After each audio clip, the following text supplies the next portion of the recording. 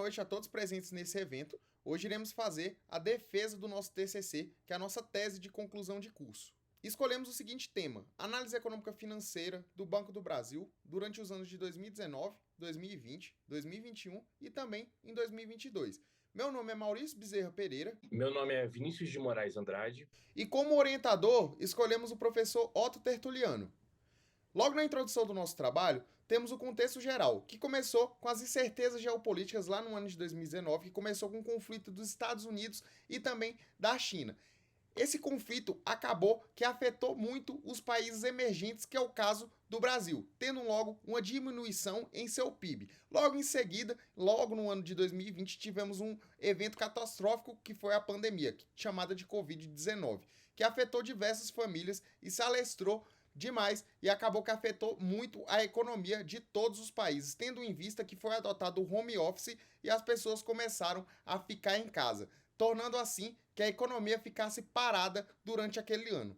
Durante o ano de 2021, vimos uma recuperação econômica, mas em países desenvolvidos. Como o Brasil é um país subdesenvolvido, a retomada da economia demorou um pouco mais a chegar, pois o país não tinha as vacinas e também não tinha a preparação em seu sistema de saúde, que é o SUS. Logo, adentramos no contexto específico do nosso trabalho, que começou entre a guerra da Rússia e a Ucrânia em 2022, que afetou as commodities do nosso país, como o caso do petróleo, que é o combustível, e também no meio dos alimentos. Com isso, tivemos uma inflação no ano de 2022. E para consertar toda essa inflação, tivemos um aumento da taxa de juros, pois se a inflação aumenta, vemos coisas ficando mais caras e também a taxa Selic tem que acompanhar esse índice. A demanda também dos bancos digitais, lá no ano de 2020, como eu falei para vocês, a questão da pandemia obrigou muitas pessoas a ficarem em casa, logo com os problemas financeiros que tinham que ser resolvidos nas agências,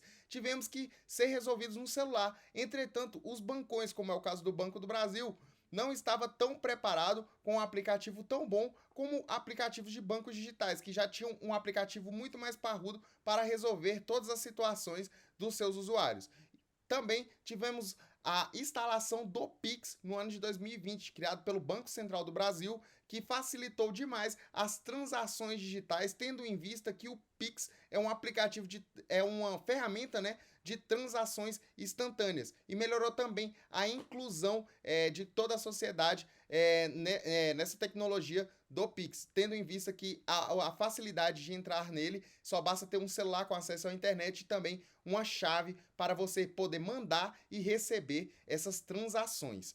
O problema da nossa pesquisa é porque é necessário avaliar a posição financeira do Banco do Brasil durante os anos de 2019 a 2022, visando a rentabilidade da instituição contra as suas variáveis macroeconômicas. No objetivo geral do nosso trabalho, tem o intuito de informar e analisar o levantamento econômico e financeiro, abordando a base de lucros, a inflação, o PIB e o índice Selic, e os níveis de desempenho e os indicadores macroeconômicos durante os anos de 2019 a 2022. Logo, entramos na parte de justificativa do nosso trabalho. A justificativa econômica é que o Banco do Brasil está entre os 3 maiores bancos que temos listados no nosso Brasil, no nosso país. A justificativa econômica é desenvolver uma compreensão sobre a sustentabilidade financeira do Banco do Brasil, tendo em vista que 86,5% das pessoas de todo o nosso Brasil possuem contas em uso no Banco do Brasil. A justificativa social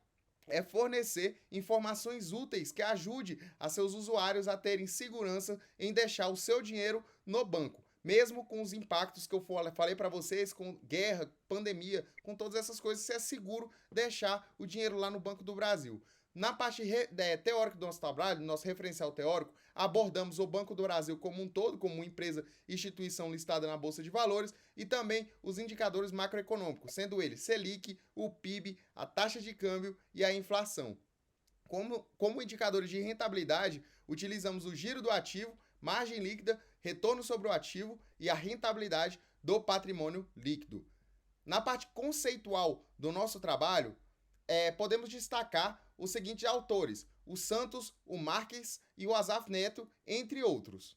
Nos aspectos metodológicos do nosso trabalho, a nossa pesquisa ela é qualitativa, pois ajuda na na percepção aprofundada nos contextos específicos do tema, assim buscando descrever e analisar os mecanismos econômicos e financeiros do Banco do Brasil e proporcionar uma visão geral dos fatores analisados. E ela também é uma pesquisa descritiva, pois tem a finalidade de identificar possíveis relações entre as variáveis, como as variáveis macroeconômicas e também as variáveis de rentabilidade, correto? Os indicadores de rentabilidade.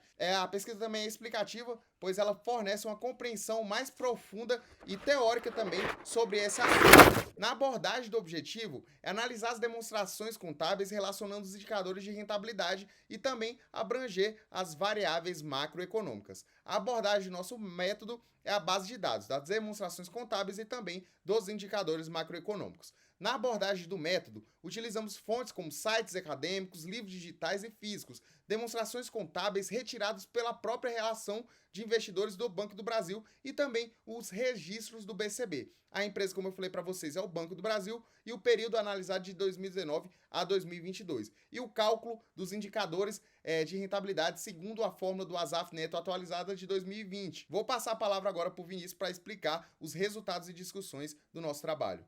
Certo, obrigado, Maurício. Então, como a gente entra na análise de discussão, nós temos o primeiro gráfico do giro do ativo versus indicadores macroeconômicos. Adentrando o giro do ativo, o que nós podemos falar sobre ele? É um indicador contábil que ele demonstra a receita operacional sobre o giro do ativo de uma empresa. Ou seja, ele é um indicador de curto prazo. E devido ao Banco do Brasil ser uma empresa muito consolidada no mercado, ela não precisa de uma demanda de ativos a curto prazo. O que seriam os ativos do Banco do Brasil? Créditos a longo prazo, empréstimos concedidos, investimentos em títulos, depósitos bancos e outros. A gente pode ver no gráfico 1 que mesmo diversos fatores como a inflação e a Selic, os clientes não encontraram o melhor cenário para poder investir e financiar.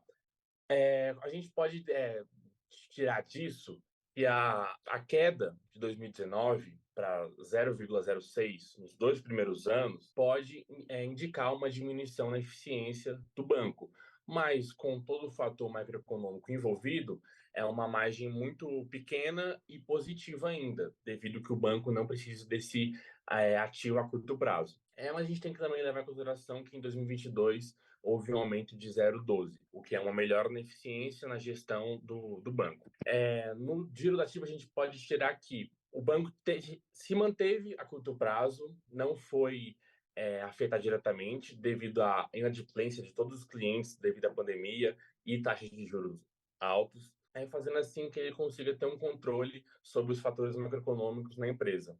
Então, indo para o próximo gráfico, a gente tem a margem líquida versus as variáveis macroeconômicas. No caso dos dados fornecidos para o gráfico 2, os valores da margem líquida variam de 12,62 a 3,93 ao longo do período estudado. A gente pode considerar que essa variação é uma variação pequena e a gente consegue ver que indica uma certa estabilidade na capacidade do banco de transformar sua receita em lucro líquido. Uma margem líquida alta é desejável em todos os casos, pois ela é uma margem ligada diretamente à rentabilidade de qualquer empresa. E a gente consegue entender que devido aos números da pandemia e ao aumento do gasto do banco sobre todas essas questões macroeconômicas, é considerado que ainda foi positiva e teve uma margem de conforto para conseguir trabalhar nessas crises de emergência. A gente também pode ver que, de acordo com o gráfico 2, ela é uma análise inversamente proporcional com a taxa Selic. Isso é uma coisa positiva para o banco, porque contra que as suas receitas elas foram alteradas, mas não foram afetadas no nível operacional. Ou seja, que ela diminuiu um pouco, mas mesmo assim ela ainda teve essa margem para conseguir trabalhar sobre ganhando dinheiro, nunca chegou a perder dinheiro. A gente também pode ver que, de acordo com esse gráfico 2, a gente tem uma análise inversamente proporcional com a taxa Selic. Ou seja, que enquanto a Selic cresce, a margem de lucro cai. Porque é uma análise que a gente consegue ver que as taxas estavam mais altas, as pessoas estavam mais inadimplentes e a margem de lucro do banco caiu. A gente sabe que teve a pandemia e diversos outros fatores que o Maurício conseguiu analisar, mas a gente consegue ver que o banco ele conseguiu normalizar o nível operacional, ou seja, ele não foi afetado no nível de trabalhar, não teve resultados negativos, algo que mude seu dia a dia. Passando para o próximo slide, a gente tem o retorno sobre ativo versus a variedade de macroeconômicos. A gente pode falar que, dentro dos vários índices de rentabilidade, o ROA a análise mais com precisão para falar do lucro de uma empresa. Ela mede a rentabilidade em relação ao valor dos seus ativos. E a gente consegue observar que é um indicador positivo em todos os anos nas suas variações percentuais. Essas variações podem ser influenciadas por fatores como o câmbio, que a gente vê consegue diretamente ligado com o ROA. A gente também pode ter uma análise do gráfico 3, que esse indicador se manteve positivo e expressivo em relação à fase do país. No próximo gráfico, a gente consegue ver o ROI. O que seria o ROI? É a rentabilidade em relação ao capital próprio, sem considerar o capital de terceiros, seja como clientes, acionistas, sobre o que o banco tem. A gente consegue ver no gráfico 4 que, mesmo a gente tenha visto no ROA e a análise dos ativos a curto prazo se manteve estável, o retorno sobre patrimônio, ou seja, com uma análise mais a longo prazo, ela apresentou melhores resultados. A gente consegue ver nessa análise do gráfico que todos os anos analisados elas foram inversamente proporcional com a inflação e alinhado com o crescimento do PIB. Ou seja, quanto mais o Brasil cresceu na análise feita, mais o gráfico demonstrou melhoras no ROI. A gente pode também perceber que quando o PIB está alinhado diretamente ao Brasil e a melhora a longo prazo, o ROE se torna um dos indicadores mais importantes a ser analisado, porque mostra de fato como o banco geriu bem no seu forma de pensar a longo prazo. Como a gente já falei em outras vezes, é um banco já consolidado, um banco muito antigo, que tem uma história muito forte e a gente conseguiu ver que ele conseguiu gerir a pandemia pela margem líquida dela que deu a sobra e conseguiu administrar no curto prazo, e o ROI demonstrou que a análise a longo prazo foi efetiva e deu certo para o banco. O Maurício agora vai chegar nas conclusões e considerações finais. Bom, na nossa consideração final do nosso trabalho, sobre a resposta à problemática da pesquisa, a gente conseguiu um êxito, né, em compreender o problema da pesquisa como um todo, com análise gráfica e também a análise de rentabilidade. Conforme o Vinícius falou, a gente conseguiu ver que o banco é capaz sim de honrar com todo o compromisso que ele tem de gerir de 86,5 pessoas que têm contas em uso do Banco do Brasil. O Banco do Brasil está muito tranquilo em questão a capital em caixa para suprir a necessidade dessas pessoas caso elas queiram sacar o dinheiro. O alcance do objetivo geral do nosso trabalho, apontar a rentabilidade do Banco do Brasil em cenários adversos, conforme eu falei para vocês, guerra entre Rússia e Ucrânia, conflito de China e Estados Unidos e diversos outros fatores, como o caso da pandemia. A influência das variáveis macroeconômicas nos indicadores de rentabilidade do Banco do Brasil. Podemos ver que os fatores macroeconômicos não afetaram tanto a questão de rentabilidade do Banco do Brasil. As limitações encontradas do nosso trabalho foi a falta de consideração de outras variáveis relevantes, como o caso da liquidez seca, também os índices de liquidez, os índices de endividamento, que poderiam enriquecer ainda mais e abranger ainda mais a nossa pesquisa. As restrições, né, no caso, dos anos específicos que analisamos. Fizemos uma análise de 2019 a 2022, mas poderiam sim fazer uma análise de 8 anos, de 10 anos. Sugestões de pesquisas futuras é a análise de períodos mais amplos. Conforme eu falei para vocês, questão de analisar um período de 10 anos talvez consiga um resultado muito mais abrangente do que analisar somente 4 anos. E também considerar outras variáveis econômicas e setoriais que temos no nosso Brasil.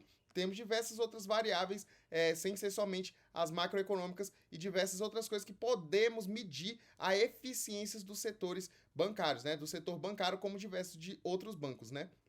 E o meu muito obrigado pela atenção de todos vocês que ficaram até aqui e um obrigado especial ao nosso professor Otto, que foi responsável por orientar a nossa pesquisa e guiar para o caminho certo.